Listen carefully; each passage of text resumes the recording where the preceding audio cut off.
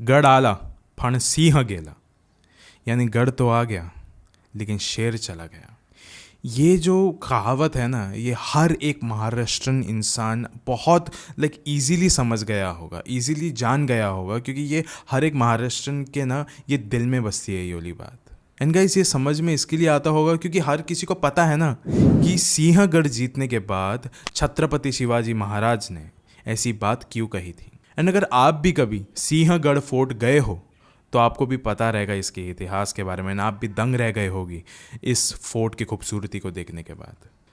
Guys, देखा जाए तो सिंहगढ़ फोर्ट ये पुणे का one of the most top number का ये टूरिस्ट स्पॉट है। हर कोई यहाँ पे जाता है एंड हर कोई यहाँ की खूबसूरती को देखकर दंग रह जाता है। It is such a marvellous architecture. And guys, ऐसा कहा जाता है कि यहाँ पे अगर कोई भी एक बार के लिए जाएगा तो वो सूबेदार तानाजी के इतिहास से बहुत ही करीबी से जुड़ जाएगा। इस फोर्ट के बारे में जितनी भी तारीफ़ करे वो कम रह जाएगी, लेकिन गाइस जो जगह जितनी खूबसूरत होती है ना उस पर दाग भी उतने ही होते हैं। एंड ये जो फोर्ट है यहाँ की एक बहुत ही पुरानी हॉरर स्टोरी है, एक खौफनाक कहानी। ये कहानी सुनने के बाद आप सिंहगढ़ फोर्ट के काले राज जान जाओगे जो यहीं पे दफन है। ऐसा बताया जाता है कि जो काले साए रह रहे हैं ना इन दीवारों में, वो इंसानों के साथ कुछ ऐसी हरकतें करती है जिससे उन इंसानों की जो आवाज़ें हैं वो चीखने में तब्दील हो जाती है। एंड वो यहीं पे इन्हीं दीवारों में दफन हो जाती है हमेशा हमेशा के लिए। अब ये वीडियो शुरू करने से पहले ऐसे ही और horror, mysterious and historical videos देखने के लिए सब्सक्राइब कर दीजिए इस चैनल को। एंड गाइस, प्लीज़ कर दीजिए सब्सक्राइब, क्योंकि हम लोग 5 लाख के बहुत ही ज़्यादा करीब है, तो प्लीज़ हमारी थोड़ी सी मदद हो जाएगी। एंड ऑल्सो हम ये भी जानते हैं कि ऐसे बहुत सारे लोग हैं जो अभी ये वाला वीडियो देख रहे हैं लेकिन उन्होंने सब्सक्राइब नहीं किया है, सो प्लीज़ कर दीजिए सब्सक्राइब। अब ये कहानी शुरू होती है। सो गाइस, अभी ठंड का मौसम था एंड ऐसा बताया जाता है कि ठंड के मौसम में ये सिंहगढ़ के ऊपर से बहुत अच्छा व्यू दिखने मिलता है, बहुत अच्छी सीनरी देखने को मिलती है। तो वहीं पे एक लड़का था जिसका नाम था नितिन। वो अपने भाई को जाके बोलता है, उसके भाई का नाम सुभाष था बाय द वे, जाके कहता है कि सुभाष, आई वाज थिंकिंग कि हमको जाना चाहिए इस गढ़ में, एंड मैंने सुना है कि ठंड के मौसम में बहुत अच्छा व्यू दिखता है ऊपर से, तो हमको डेफिनेटली जाना चाहिए। सुभाष ने बोला बिल्कुल जाना चाहिए, लेकिन सुभाष ने नितिन को बोला कि भाई सिर्फ इतना ही नहीं, ठंड का मौसम है एंड किला मोस्टली तो खाली ही रहना चाहिए शाम के बाद, तो यहाँ पे हम लोग को पीने का प्लान बनाना चाहिए, दारू पीने का। तो नितिन तो पहले थोड़ा सा शॉक हो गया था कि अरे भाई ऐसे कैसे कर सकते हैं, लेकिन फिर भी वो मान गया था ये वाली बात कि चलो ठीक है हम लोग चले जाएंगे। फिर सुभाष ने बोला लेकिन ऐसे नहीं, वहाँ पे बहुत सारे टूरिस्ट लोग रहते हैं एंड अनलेस एंड अनटिल वो लोग टूरिस्ट लोग वहाँ से हटे नहीं, हम ये सब कुछ नहीं कर सकते। तो वो पहले हट जाए वहाँ से, फिर हम लोग दारू पीने का प्लान बनाएंगे। लेकिन गाइस, देखा जाए, ये मेरे तरफ से मैं आपको कह रहा हूँ कि उस गढ़ में जाके दारू पीना इज़ अ क्राइम, वो लीगल बिल्कुल भी नहीं है, तो ऐसा किसी को भी नहीं करना चाहिए, लेकिन इन्होंने किया। एंड गाइस, आपको भी ये वाली बात बहुत अच्छे से पता होगी कि दारू पीने के बाद बहुत सारे स्पिरिट्स अट्रैक्ट हो जाते हैं। वो जो खुशबू होती है ना दारू की, वो जो अजीब सी खुशबू होती है, उससे स्पिरिट्स अट्रैक्ट होती है ना, आपके कई ज़्यादा नज़दीक आ जाती है। एंड वो कैसे अभी आपको वो भी पता चलेगा आगे जाके। नितिन और सुभाष अभी फाइनली उस किले में जा पहुँचे थे। उस किले में जाने के बाद उन्होंने एक कोना पकड़ लिया था कि इस कोने में कोई भी नहीं आएगा, एकदम फुल साफ़ कर लिया था उस कोने पे। एंड वहाँ पे जाके वो लोग आराम से बैठ गए थे एंड उन्होंने वेट किया कि कब सारे टूरिस्ट वहाँ से निकल जाए। सारे टूरिस्ट अब वहाँ से निकल चुके थे। सब कुछ देखने के बाद उन्होंने अपने बैग से दारू की बोतलें निकालना चालू की। फिर वो जैसे ही थोड़ा बहुत उसकी ड्रिंकिंग चालू हो रही थी उन दोनों की, फिर उनको अचानक से एक बच्चे की रोने की आवाज़ आई। उन दोनों ने एक दूसरे की तरफ देखा, ये आवाज़ कहाँ से आ रही है, क्योंकि आसपास से कोई आवाज़ नहीं आ रही थी सिवाय पत्तों की। झाड़ियों की आवाज़ आ रही थी सिर्फ और सिर्फ, और कुछ भी नहीं था, एकदम सन्नाटा। और इस सन्नाटे में एक छोटे बच्चे की रोने की आवाज़, ये बहुत ही अजीब सा लग रहा था उस समय। फिर अभी थोड़ी देर बाद वो आवाज़ बंद हो गई, लेकिन कुछ समय बाद वापस से वो आवाज़ आने लगी। एंड अभी इस वक्त वो बहुत ही आवाज़ करीब से आ रही थी उन लोगों के। नितिन और सुभाष ये आवाज़ें सुन के बहुत ही ज़्यादा घबराने लग गए थे। उन्हें अच्छा सा बिल्कुल भी महसूस नहीं हो रहा था अभी। फिर उन्हें लगा कि शायद ऐसा हो सकता है कि यहाँ पे कोई फैमिली आई हो एंड गलती से उनका बच्चा यहाँ पे घूम गया हो सकता है, डेफिनेटली हो सकता है। एंड ये भी हो सकता है कि अभी उनके माँ बाप ढूंढने के लिए आ ही रहे हो उस बच्चे को, लेकिन उससे पहले क्यों ना हम ही उस बच्चे को ढूंढ लें, देन उसको बाहर तक छोड़ के, एंड उसके माँ बाप तो हमको वहाँ पे मिल ही जाएंगे शायद। फिर वो दोनों उठ गए अपनी उस कोने वाले जगह से। एंड उठने के बाद वो लोग थोड़े बाहर गए एंड ढूंढना चालू किया उस किले में। वो बच्चा मिल नहीं रहा था, आवाज़ आ रही थी हर जगह से, लेकिन वो बच्चा नहीं मिल रहा था।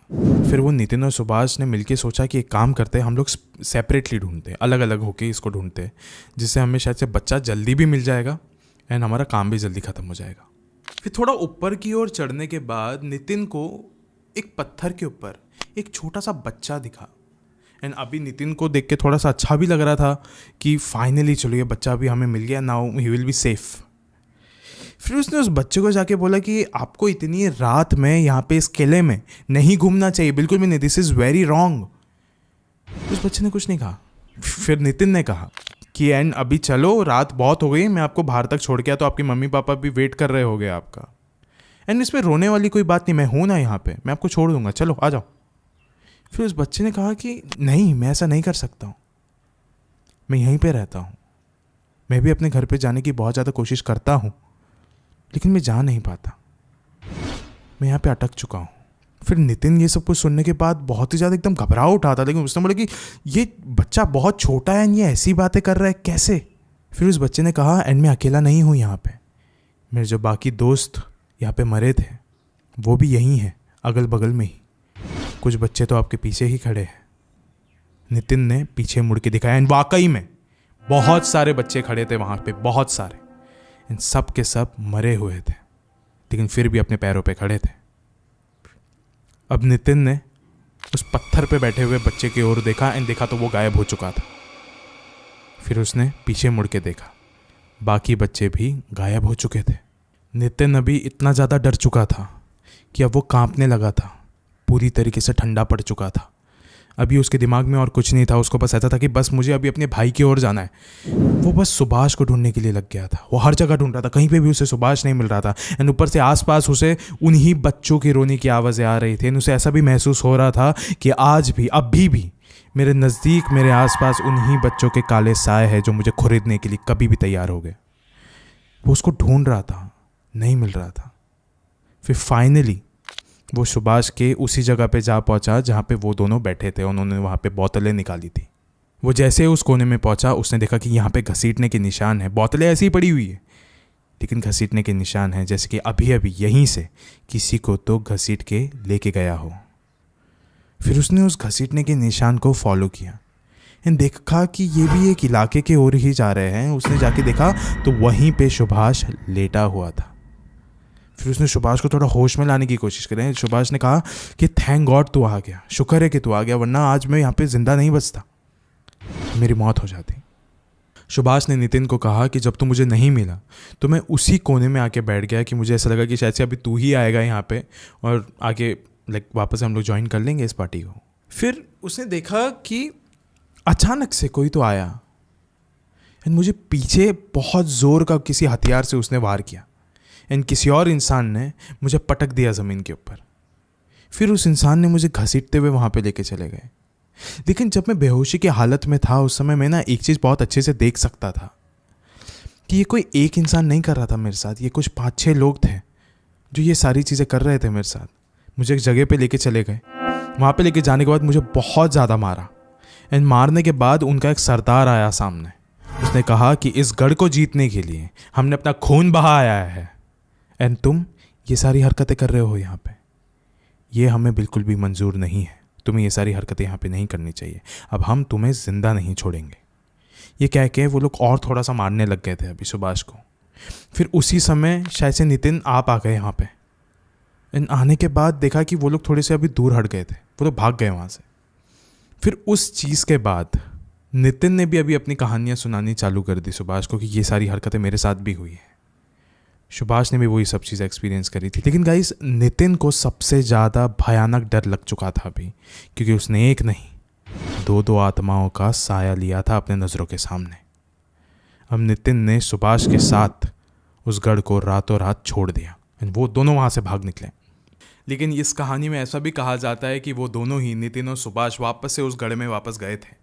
वहाँ पे जाने के बाद उन्होंने हाथ जोड़ के माफ़ी मांगी थी उन सारे सोल्जर्स से, क्योंकि गाइस ऐसा कहा जाता है कि तानाजी के साथ मिलकर जितने भी सोल्जर्स ने वहाँ पे लड़ाई करी थी एंड अपने खून को बहाया था, उन सब की आत्माएं वहीं पे कैद है। वो सब के सब वहीं पे कैद है, उन्हीं दीवारों में उनकी आत्माएं बसती हैं। ऐसा बताया जाता है कि उनकी आत्माएं अभी भी उस किले की रखवाली करती है हर रात को। जब भी ऐसे कोई लोग आते हैं, ये उनको अपना रूप दिखाते हैं, उनको रोकते हैं ये सारी चीज़ें करने से पहले। एंड गाइस, सबसे स्पेशल और यूनिक बात मालूम है क्या है कि इस गढ़ के आसपास जितने भी घर हैं, उन सब लोगों का कहना बड़ा अलग है। वो कहते हैं कि उनको यहाँ से वॉर क्राई की आवाज़ सुनाई देती है, सिंहनाद की। वो ऐसा भी कहते हैं कि उनको यहाँ से लड़ने झगड़ने की आवाज़ें आती है, रोने धोने की, चीखने चिल्लाने की आवाज़ें सुनाई देती है, जैसे कि अंदर कोई तो एकदम बहुत बेरहमी से मारा जा रहा है, या फिर कोई तो मर रहा है अंदर, या फिर कोई तो झगड़ रहा है अंदर, कोई तो लड़ रहा है अंदर। हथियारों के एक दूसरे से मिलने की आवाज़ें आती हैं। एंड गाइस, इस कहानी के अलावा भी एक और एक कहानी है जो कि शायद उस बच्चे से रिलेट करती है जो कि पत्थर पे बैठा हुआ था। बहुत वक्त पहले ऐसा बताया गया था कि इस सिंहगढ़ के पास ही एक स्कूल बस क्रैश हो गई थी। उस स्कूल बस में जितने भी बच्चे लोग थे वो सब के सब मारे गए थे, कोई भी नहीं बचा था। बताया जाता है कि उनकी जो आत्माएं हैं वो भी भटक के इस ही किले में आके बस चुकी है, वो भी यहीं पे भटकती रहती है हर रात को। एंड गाइस, मैं इस वीडियो को स्पेशली मेरी महाराष्ट्रन ऑडियंस को डेडिकेट करना चाहूँगा, क्योंकि मैं जानता हूँ कि ये सिंहगढ़ कितना ज़्यादा स्पेशल है सारे महाराष्ट्रन लोगों के लिए। एंड गाइज, मैं ये भी जानता हूँ कि वो एक टूरिस्ट स्पॉट है, एन अमेजिंग स्पॉट है, आप लोग को डेफिनेटली जाना चाहिए, लेकिन सिर्फ और सिर्फ सुबह में, रात में बिल्कुल भी नहीं। रात में यहाँ पे जाना खतरे से खाली नहीं होता गाइस, क्योंकि शायद से रात में तो यहाँ पे जाने भी नहीं देते। लेकिन एनीवेज गाइस, रात में आप ऐसा इलीगली भी आपको अंदर नहीं जाना चाहिए, बिकॉज अंदर जाओगे तो शायद आप भी सिर्फ एक इतिहास बन के रह जाओगे। शुक्रिया।